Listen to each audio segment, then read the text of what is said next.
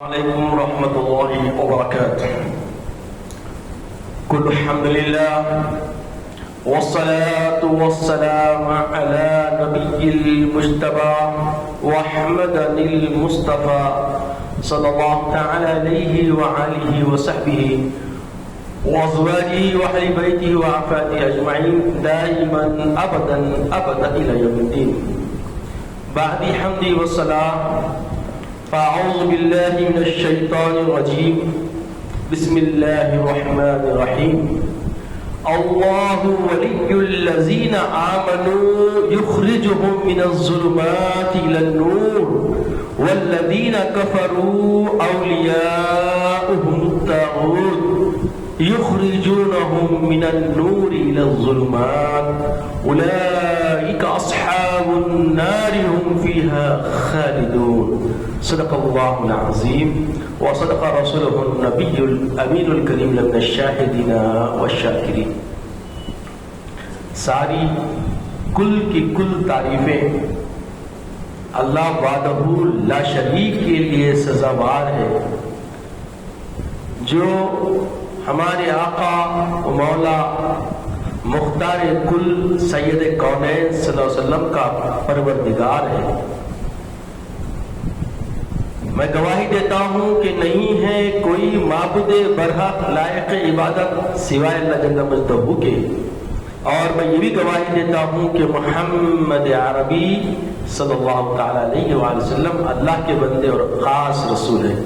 صلاۃ و سلام نازل ہو ہمارے آقا نامدار حضور تاجدار محمد عربی صلی اللہ تعالی علیہ وآلہ وسلم پر، آپ کی آل پر، آپ کے اصحاب پر۔ بزرگان دین برادران اسلام، اس آیت کریمہ میں دو اللہ کے بندوں کے گروہ کے بارے میں اللہ نے کلام فرمایا۔ ایک وہ جو اس کے ماننے والے ہیں، جو اس کے فرما روا ہے، جو اس پر اس کے حبیب پاک علیہ الصلوۃ والتسلیم پر یقین کامل رکھتے ہیں۔ تو اللہ فرماتا ہے اللہ ولی الذین آمنوا یخرجہم من الظلمات الی النور۔ اللہ ان کا ولی، مددگار، معین بن جاتا ہے جو اللہ پر ایمان لاتے ہیں، اور اللہ سبحانہ و تعالی ان کو تاریکی سے نکالتا ہے اور نور ہدایت کی طرف گامزن فرماتا ہے۔ اور دوسرا گروہ ان لوگوں کا ہے جو سرے سے خدا کا انکار کر بیٹھتے ہیں۔ والذین کفروا اولیاؤہم الطاغوت، ان کے معین، ان کے مددگار، ان کے بھی مددگار ہیں۔ کون ہے؟ طاغوتی لوگ ہیں، شیاطین ہیں۔ ان کے مددگار کون ہیں؟ شیاطین ہیں۔ اولیاءہم الطاغوت یخرجونہم من النور الی الظلمات، اور ان کو نور ہدایت پر اگر ہے بھی تو ان کو نکالتے ہیں اور گمراہی کی راہ پر گامزن کر کے چھوڑتے ہیں۔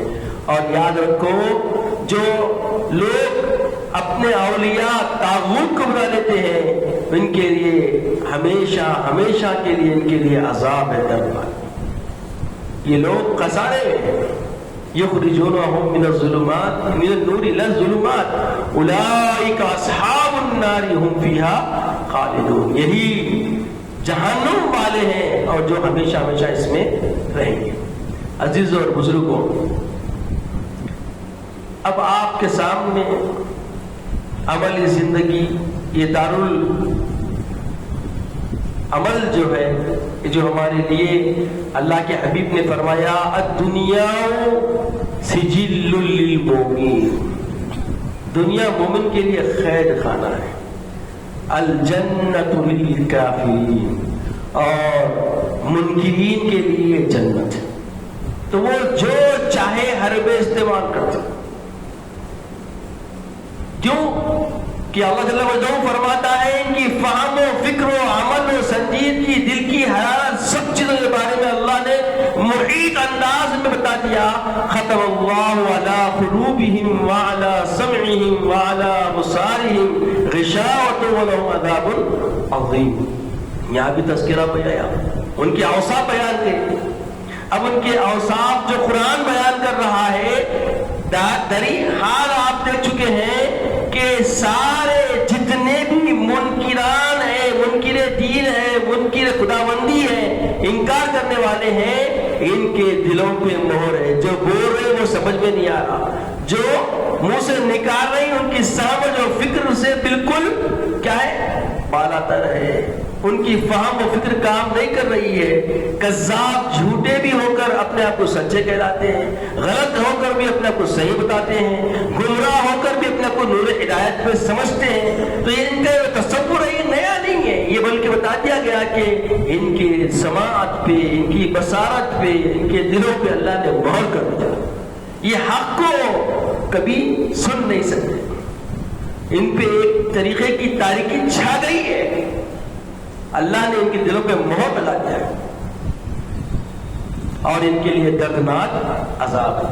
تو دنیا میں یہ لوگ مکاری سے، غداری سے، عیاری سے راحتیں حاصل کر سکتے ہیں. ان کا نصیبہ ہے، ان کے نصیب میں دنیا ہی کو جنت بنا دیا گیا. اور مومن کے لیے دنیا جنت نہیں ہے، فطری تقاضا ہے. کیونکہ ایمان کا جز کیا ہے؟ حب نبوی. اور حب نبوی کا ثبوت ادب نبوی صلی اللہ علیہ وسلم سے ملتا ہے. اور ادب نبوی صلی اللہ علیہ وسلم کی بجا آوری آپ کی برداشت کے ذریعے آیا ہوتا ہے. تو برداشت ہونا چاہیے. برداشت مومن کا شیوا ہے، مومن کا شیار ہے. کیوں؟ حق پہ بھی رہنے کے لیے صبر چاہیے، اور صبر نہیں ہے تو حق پہ آپ نہیں رہ سکتے. صبر اور حق پہ رہتے ہوئے، صبر کرتے ہوئے نیک اعمال بھی کرنا ہے. انہی کے لیے فلاح اور بہبودی ہے. جیسا کہ اللہ سورہ عصر میں فرمایا والعصر، قسم ہے زمانے کی. یہ زمانے چل رہا ہے، زمانے کا حال جو دیکھ رہے ہیں آپ، اللہ فرماتا ہے والعصر، قسم ہے زمانے کی. ان الانسان لفی خسر، ساری انسانیت خسارے میں ہے. الا الذین آمنوا وعملوا الصالحات، مگر وہ لوگ، یعنی مطلب وہ لوگ خسارے میں نہیں ہے جو ایمان لے آئے اور نیک اعمال کو اختیار کیے. وتواصوا بالحق وتواصوا بالصبر، صبر پہ ڈٹے رہے اور حق کی پاسبانی کرتے رہے. تو یقیناً اب یہ جو دو گروہ کا تذکرہ اللہ نے فرمایا ہے، ان کے عادات و اطوار بھی قرآن میں مل جاتے ہیں. ان کے صفات و ان کے عادات و اطوار، ان کی حرکات و سکنات، ان کی چال چلن کا بھی تذکرہ قرآن نے بیان فرما دیا. تو یہ لوگ، یہ کافر کیا سمجھتے ہیں جو اپنے دل میں ہنستے ہیں؟ یہ کافر کیا سمجھتے ہیں جو اپنے دل میں ہنستے ہیں؟ ابھی تو کربلا کا آخری میدان باقی ہے. یہ نہیں معلوم ان کو. اللہ کے چاہنے والے، اللہ کی وحدت کے ماننے والے، محمد عربی صلی اللہ علیہ وسلم پر یقین رکھنے والے کبھی گمراہ نہیں ہو سکتے. اب رہی بات غصے سے بچنے کے لیے، اللہ کے رسول نے کثرت سے فرمایا. ایک صحابی رسول حاضر یا رسول اللہ، کوئی ایسی نصیحت کیجئے جس کے اوپر میں عمل کروں تو ہر چیز کا وہ جامع ہو. تو بولے احفظ لسانک واصبر، احفظ لسانک واصبر، زبان کی حفاظت کر، صبر کر. زبان کی حفاظت کر، صبر کر. جب جذبات میں آتے ہیں اور ایک حد تک جب جذبہ آتا ہے تو وہ صبر سے لبریز نہیں ہونا، زبانوں کی حفاظت ہونا، تقاضے حالات سمجھنا، حکمت کو کبھی ہاتھ سے جانے نہیں دینا. فراست مومنین جو ہے یہ بڑی قوت ہے. اور یہ پیدا کیسے ہوتی؟ صحبت صالحین سے پیدا ہوتی. یہ چبوترے اڈے مڈے بنا کے وقت گزاری کرے، اپنی زندگیوں کو، اپنے شباب کو گنوا دیے، حاصل نہیں ہوتا. ایسی جو آپ کا اپنا مشاہدہ ہے حالات کا، کہ جتنے بھی نقصانات ہو رہے ہیں یہ اپنے نفسی خواہشات کے ذریعے آپ دینداری دکھانے جا رہے ہیں. آپ تو عزیزوں اور بزرگوں، دینداری دکھانے کا سلیقہ، طریقہ وہ ہے جو صحابہ نے دکھایا، تابعین نے دکھایا، تابعین نے دکھایا، سلف صالحین نے دکھایا. نہ صالحین کی صحبت اختیار کرنے تیار ہے۔ عزیز اور بزرگوں، ایسے معاملات میں، ایسے حالات میں مختلف رہنما ہوتے ہیں، ان کے بغیر راستہ چلا نہیں جاتا۔ جب تک کہ رہنما ملاح نہ ہو، سمندر میں ناؤ کنارے لگے ممکن نہیں۔ تھپیڑوں میں گم ہو جاتی، تھپیڑوں میں گم جاتی، بسا اوقات بھنور میں چلے جاتے۔ تو ملاح کی ضرورت ہے۔ تو دین کی فہم و فکر اور دین کی آئین سمجھنے کے لیے علماء کی ضرورت ہے، اور حالات اور مملکتی سطح پر سمجھ کے چلنے کے لیے یہاں کے آئین کو سمجھانے والے وکلاء جو راسخ الفکر صحیح العقیدہ ہو، ان کو اپنا رہنما بنانے کی ضرورت ہے۔ پھر ان چیزوں کو حل کرنے کے لیے سیاست دانوں کی ضرورت ہے۔ اب سیاست دانی ایسی چل رہی کہ ایک کی ٹانگ ایک کھینچ رہے۔ اکثر آپ ہم سنے ہوں گے، اکثر مزاحیہ طور پہ ایک بات کہتی ہے کہ ایک نمائش ہوئی دنیا کے مختلف کھیکڑوں کی نمائش ہوئی، ہر ڈبے کا ڈھکن لگا ہوا ہے، ایک ڈبہ کھلا ہے۔ ناظرین جو مشاہدین آئے تھے دیکھ کے بولے، بھائی جو ذمہ دار تھا اسے بولے یہ سب کے ڈبے لگے ہوئے ڈھکنے، یہ ایک کھلا ہے کئی کو؟ تو بولے یہ سب جتنے لگے ہوئے ہیں یہ ایک دوسرے کی مدد کر کے باہر نکلنے کی کوشش کرتے ہیں، اور جو کھلا ہے یہ ہمارے حیدرآباد کے ایسے لوگوں کا ہے، اولڈ سٹی کے لوگوں کا ہے، ان کو کبھی بند کرنے کی ضرورت نہیں، یا خود نکلتے بھی نہیں، نکلنے دیتے بھی نہیں۔ تو وہ حالات ہم دیکھ چکے ہیں۔ اب اتنا سب ہوئے، بعد میں ایک آرٹیکل آیا، ایک ویڈیو آیا کہ بھائی ہم مکہ مسجد سے فلاں مسجد جائیں، فوری نظر پڑی تو میں ڈالا اور 4-5 آیا کہ بھائی یہ خطا ہے، بہت بڑی غلطی ہے، مت کریں۔ خیر پھر شام کے ٹائم معلوم ہوا کہ غنیمت پڑھائی عمل کرے، اللہ کا شکر ہے۔ پھر بعد میں ہمارے سیاستدان رہنما کا بھی مطلب بیان آیا، اثر ہوا۔ تو عزیز اور بزرگوں، یہ ضمنی باتیں تھیں، مگر اب جو آیت ہماری رہنمائی کر رہی ہے، جو ہمارا موضوع چل رہا ہے، اس موضوع کے تحت آپ حالات کو دیکھ رہے ہیں کہ یقیناً مومنین کی مددگار اللہ کرتا ہے۔ اب ایمان والوں کی مدد اللہ کیسا کرا؟ آپ دیکھ رہے ہیں کہ پورے ہندوستان میں الٹی گنگا بہے نہیں بہ رہی، مگر یہاں سیدھی گنگا کیوں بہ گئی؟ یہ سب اللہ کا کرم ہے۔ یہ اولیاء کا مرکز ہے، حیدرآباد اللہ والوں کا مرکز ہے، اور ان کی اعانت، ان کی قربتیں ہمیں محفوظ رکھی ہے۔ کردار بھی یہاں پہ سلامت ہے، کیونکہ یہاں پہ کسی پہ زیادتی کرنے کا مزاج نہیں پایا تھا۔ اعتدال والی کیفیت ہمارے اندر باقی ہے۔ ہم غلو کر کے شدت کا کلمہ، شدت کی باتیں نہیں کرتے، یہ ہم پہ کرم ہے، یہ صحبتوں اور اولیاء کی قربتوں کا نتیجہ ہے۔ تو اللہ تعالیٰ نے ایمان والوں کی مدد فرمائی، اتنی بڑی حمایت اس کے پیچھے رہنے کے باوجود اللہ تعالیٰ نے اپنے ماننے والوں کی ایسی مدد فرمائی کہ مسکے میں سے بال نکلنے جیسا تحفظ حاصل ہوا اور ہمارا مقصد پر آیا۔ تو یہ پورے ہندوستان کے لیے مثال ہے۔ یقیناً ہماری مذہبی رہنمائیت جو کرنے والے لوگ ہیں وہ بھی کامیاب ہوئے، اور جو روحانی مدد کرنے والے ہیں، روحانی اعانت کرنے والے وہ بھی کامیاب ہوئے، اور سیاسی اعتبار سے قائدانہ صلاحیت رکھنے والے بھی کامیاب ہوئے۔ اور یہ انہی کی رہنمائی میں چلنے پر عوام بھی کامیاب ہوئی۔ تو یہ کامیابی کسی ایک کی نہیں، یہ رب کی کامیابی ہے، آپسی رابطے کی کامیابی ہے۔ تو اللہ تعالیٰ جو اس کی راہ پہ چلنے والے ہیں ان کو وسیلوں کے ذریعے اپنے قرب کی منزل عطا کرتا ہے، کیونکہ ارشاد ہے وابتغوا الیہ الوسیلہ، ایک جامع کلام ہے، اللہ کی طرف وسیلہ ڈھونڈو۔ تو اللہ کی طرف وسیلہ ڈھونڈنا ہے، اور ساتھ میں یہ مثال ہے کہ ہر کام کے لیے وسیلہ ہے، بے وسیلہ کوئی کام نہیں ہوتا۔ اب آپ نماز کو آئیں گے، امام اللہ کی بارگاہ میں تمہاری نماز کو مکمل کرانے کے لیے وسیلہ ہے، اور مسجد کو آنے کے لیے مؤذن کی اذان وسیلہ ہے، نہیں ہے؟ یہ وسیلے ہیں بھائی، ان کے بغیر آپ کچھ نہیں کر سکتے۔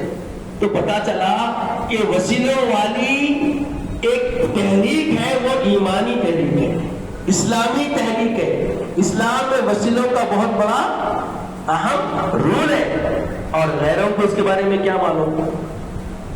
غیر لوگ وسیلہ ایسا نہیں بناتے، ان کا وسیلہ مطلب پرستی کا ہوتا، اسی لیے ان کے وفادار ان کو نہیں ملتے۔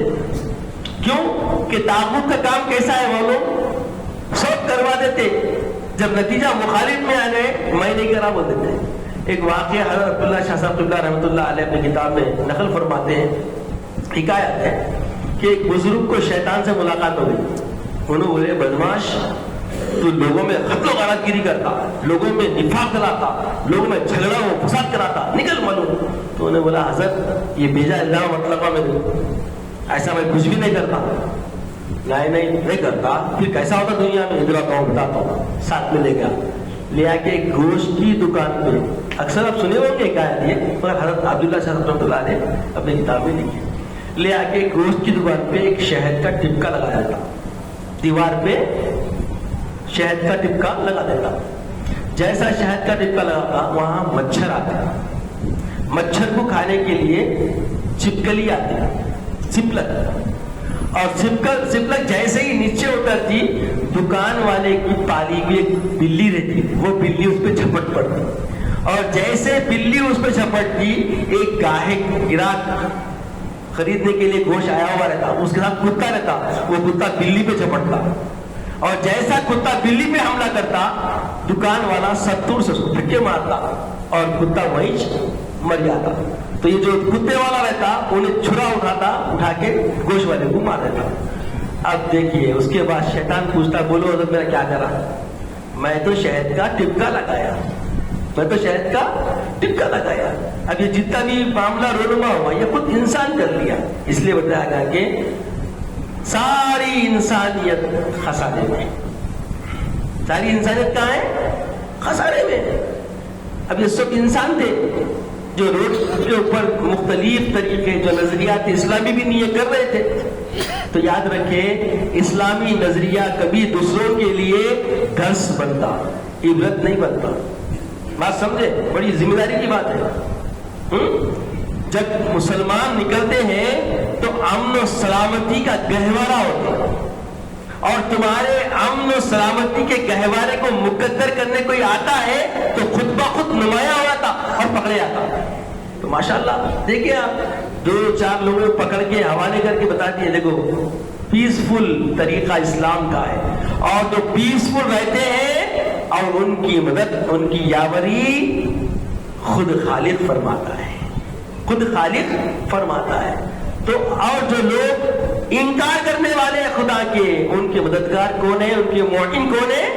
شیاطین ہیں۔ دیکھیے شیاطین مدد کر رہے ہیں، پورے اس وقت ہندوستان کی حالات سامنے ہیں آپ کی کہ کیسی ان کی مدد ہو رہی ہے۔ بظاہر حق زیر نظر آ رہا ہے، مگر حق ہوتا ہے، حق ہوتا ہے، اور حق کے پاسبان صبر کے متحمل ہوتے ہیں، صبر کے پوری کیفیتوں سے ہم آہنگ ہو کر صبر سے استقامت اپنا جانے نہیں دیتے۔ تو ہمیں اس وقت صبر کے استقامت کی کیفیت اپنے اندر برقرار رکھنے کی چندہ ضرورت ہے۔ اب یہاں سے اور ہمارا امتحان بڑھ گیا، یہ نہ سمجھے غفلت کی آنکھ نہ لے لے، بلکہ راتوں میں اللہ کے رسول اسوہ رسول کے مطابق جلد اپنے اپنے گھروں کو لوٹ کر آئے۔ شام میں کاروبار کو ایک حد بنا دیں، صبح اولی وقت شروع کریں، شام کی ابتدائی اوقات میں کاروبار کو منقطع کریں، اپنے گھروں پہ آئیں، سنت کو اختیار کریں، پھر دیکھیں معاملات کیا ہوتے ہیں۔ کسی کی ہمت نہیں ہوتی کہ آپ کی طرف آ سکے، اور ایسے موقع پہ اللہ کی بارگاہ میں رجوع ہونا ہے۔ کیا فرمایا اللہ تعالیٰ مجدہ نے؟ وَاسْتَعِينُوا بِالصَّبْرِ وَالصَّلَاةِ إِنَّ اللَّهَ مَعَ الصَّابِرِينَ۔ اگر تم کو کبھی مدد کی ضرورت پڑ جائے، حاجت کی ضرورت پڑ جائے، وَاسْتَعِينُوا، تم مدد طلب کرو، وَاسْتَعِينُوا بِالصَّبْرِ وَالصَّلَاةِ، صبر کے ذریعے اور نماز کے ذریعے، پوری نمازیں جاری۔ اللہ کے رسول صلی اللہ علیہ وسلم کی محبت کا اظہار کرنا ہے تو سارے شہر حیدرآباد کی مسجدیں بھر جانی چاہیے، مشکل ہے، رمضان میں نہیں بڑھتی جی. ہاں ایسے غم اور غصے کے وقت اور زیادہ بڑھنا چاہیے. تو اس کا مطلب تمہارا غم و غصہ ایمانی نہیں، کمزور ہے ایمان کی کمزوری ابھی باقی ہے ہمارے اندر. اس کو جلانے کی ضرورت ہے، اس کو ابھارنے کی ضرورت ہے، اس کو سلیقے میں لانے کی ضرورت ہے، اس کو سنجیدہ کرنے کی ضرورت ہے. جب تک ہم سنجیدہ نہیں ہوں گے، سلیقے مند نہیں ہوں گے، تو وہ کامیابی جس کی ضرورت اللہ دے رہا ہے وہ حاصل نہیں ہو سکتی. اگر چاہتے ہیں اس کے طالب ہیں تو وہی سلیقہ اختیار کرے جو اللہ کے رسول صلی اللہ علیہ وسلم نے ہمیں عطا کیا ہے. اللہ کے حبیب پاک کے صاحبین، اصحاب کرام، تابعین، تبع تابعین نے ہمیں عنایت کیا ہے. پھر دیکھیں کامیابی کیسے قدم چلتی. تو عزیزوں اور بزرگوں، حالیہ جو حالات گزرے ہیں، ان حالات میں رجوع اللہ ہونے کی کیفیتیں کم پائی گئی ہے. خدا را جاگو، اپنے سلیقے بندگی کو سنوارو اور حبیب پاک کی سچی محبت کا کردار سے، معاملات سے، اخلاق سے، گفتار سے اس کا اظہار شروع کرو. پھر دیکھو معاملہ کیا ہوتا ہے. اللہ تعالیٰ سے دعا ہے کہ یا الہ العالمین، تو ہی ہمارا معین و مددگار ہے. یقیناً مولا ہم تجھ پہ یقین رکھتے ہیں، تجھ پہ ایمان رکھتے ہیں. مولا ہمیں امن کی زندگی عطا فرما، اسلام کی زندگی عطا فرما، حرارت ایمانی سے ابھار دے مولا. کردار سے تیرے محبوب کے شیدائی نظر آئے، وہ سلیقے زندگی بندگی عطا فرما. مولا امن کی، اسلام کی زندگی عطا فرما. خاتمہ بالخیر فرما مولا، خاتمہ بالخیر فرما.